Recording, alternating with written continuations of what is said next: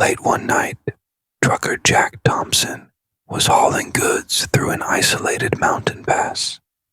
The road was silent, the air thick with mist, and his headlights barely pierced the darkness.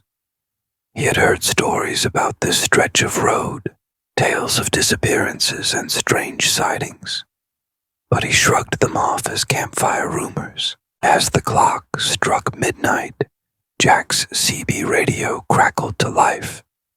A static-filled voice whispered, "Turn back. It's not safe ahead."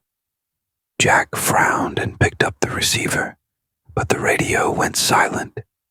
Shrugging it off as interference, he kept driving. Miles later, the fog grew denser, and Jack noticed a figure standing in the middle of the road. He slammed on the brakes, his truck screeching to a halt. When he stepped out to investigate, there was no one there. Suddenly, the truck's engine died, and his headlights flickered. Jack felt an eerie chill, as if someone or something was watching him. He climbed back into the cab, locking the doors, and tried to restart the engine. That's when he saw her, in the rearview mirror. A pale woman in a tattered dress sat in his passenger seat. Her hollow eyes stared into his, and her mouth moved, though no sound came out. Terrified, Jack turned to confront her, but the seat was empty. Heart racing, he started the truck and sped off, desperate to leave the mountain pass. But the road seemed endless, looping back on itself no matter which way he turned. His GPS malfunctioned, and the clock on the dashboard froze at 12. "Brad," the whispers returned louder now, filling the cab. "You shouldn't have come here. You're not leaving."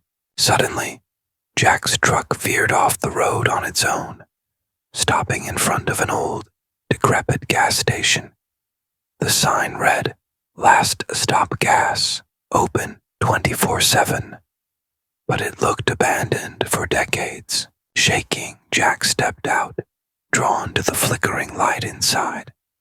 As he entered, he found the faded photographs pinned to the wall.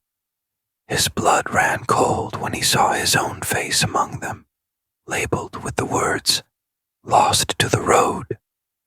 A hand clamped down on his shoulder.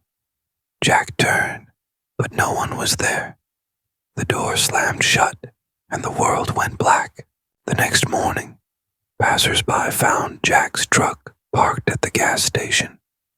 The cab was empty, the engine cold.